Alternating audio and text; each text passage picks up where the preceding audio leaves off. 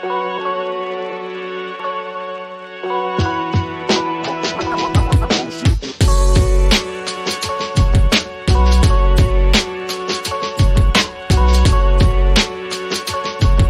everybody, what's up? This is Felix FIGUEROA and Darren Whitty with Tie Court Title. We want to welcome you to our real estate hot take. Darren, take it away.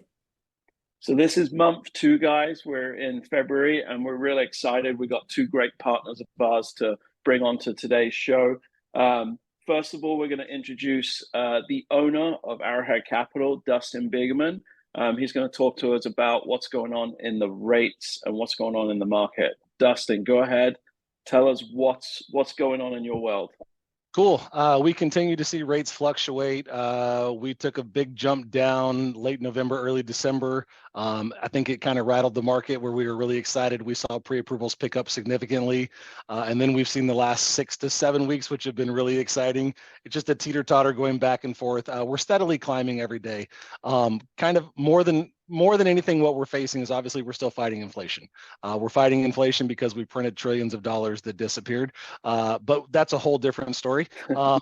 That's a different topic. But yeah, we're fighting inflation. In addition to that, national spending is at an all-time high. And I think the thing to focus on national spending is that spending is at an all-time high, but it's not a gross domestic product issue.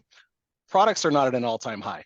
Spending is up because inflation is up. So take it back to when we were kids. Darren, you're a little younger than me. At one point in time, I used to buy candy bars for 50 cents. Now they're like $2, okay? As cost of goods goes up, it's what we're facing. So I think the biggest thing for us to begin to kind of put a focus on is what is the product sales versus what is the national spending. So the second piece of that that's not being discussed at all right now is consumer debt index. People right now coming out of COVID ran with no debt. And now that people are at a spot, I mean, my phone rings on a more regular basis than ever. Hey, Dustin, we need to discuss a home equity line of credit. Nobody wants to get rid of their low rate. But yeah, the biggest issue that I think that we're facing right now is people are charging a lot. They've had extensive credit to be able to use because their credit scores all increased, which means people would extend them more credit. And now we're seeing credit utilization at a new all-time high. So keep those things in mind. The Fed is going to tell you that we're continuing to create jobs. The job creation is because people are leaving large metropolitan areas like California. We're going to places like Texas. We're going to places like Tennessee. We're going to Florida. Yeah, we're creating jobs because you have a massive influx of people that are leaving large metropolitan areas. And it's not that we are creating jobs. There's some false numbers that are out there. They're misrepresented currently. So yeah, I mean, we're facing when will we see the Fed drop rates? It's going to be mid this year at the earliest. We already know that March is out of the question. We believe that May is probably out of the question. So we'll begin to see some pullback in rates probably middle of the year. Could be sometime in July. We could still see something in May, but it's not probable at this point in time. As we're walking into the election, they're going to do all they can to talk about how strong the economy is. That's the natural procedure for our current Democratic Party, which is there. And so obviously the Republicans want to argue against that and talk about the destruction of the economy. So you're at a really pivotal spot. I don't expect to see a whole lot of influx in rates through the first half of this year. Okay. Yeah. Dee, talk to us about any programs that you guys are, specifically using or that you've seen more of right now that specifically work with Arrowhead Capital. Yeah, I would say that the hottest program still is going to be the 2-1 buy down or the 1-1 buy down. I mean, you have a lot of variations of the buy down. That's what's enabling a consumer to get in at a much more affordable cost. So remember that economically in this country, we buy based upon payment. If I can have a Camry or I can have a BMW and they're both $400 a month, naturally, I was raised, I want the nicer of the two vehicles. And so the nicer would be the German automotive as I was raised, right? So as we look at those things, the cost of housing skyrocketed because the cost of money was so significantly low. And so we saw this big, huge jump in what values look like. That 2-1 buy down brings that back into an affordable spot where people are, if the going rate is 6.5, then they're going to start at 4.5, then they're going to go to 5.5. It kind of gives that time frame in which people can see rates potentially come down.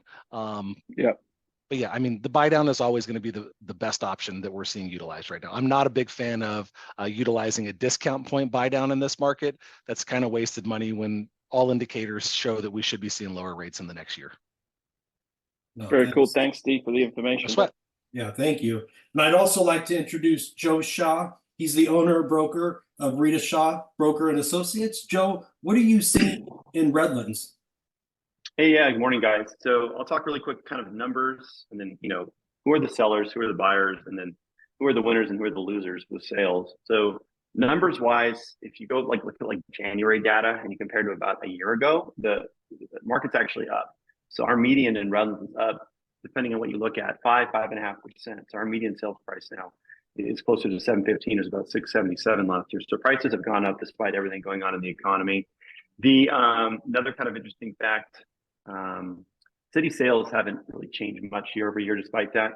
So this time last year, there was about, I think it was 29 recorded sales for attached homes sales per month versus 27 for Redlands. So, and then inventory is still a big problem.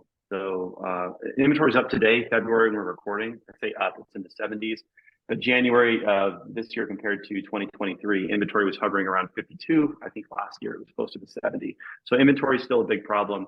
So who's selling houses? No one is selling houses. Basically, almost everything. Homes are selling, transactions are happening, but the people who are contacting us to sell properties today are people who need to sell. So there was a death, there's a divorce, someone passed away, someone's relocating for work. Those are the homes we're selling. Mm-hmm. Versus even a few years ago, we were seeing more move-up buyers, right? So we've got clients today who will call me and they're just busting at the gills. We had a 17th kid and we're in our 3-bedroom. We really need to size up. I show them some inventory. We compare payments and they go, okay, we're just going to go ahead and stay here because they've got those cozy interest rates. Buyers, on the other hand, are out. So rates, I know we haven't seen a lot of positive rate trend like Dustin was talking about, but what we're seeing with our buyers in our database is folks have gotten to a point where they put it off for so long. Like we really need to go house shopping. So we are taking buyers out and we are putting buyers under contract and buyers are still competing. So the best listings are still competitive. But right now on the best listings, most of our buyers are competing against 2 or 3 offers versus 12 offers. Yeah. So and you look at stuff and people will say, well, is it slowing down? I see this house has been on the market for 6 weeks. That one, what's going on? Are people not buying?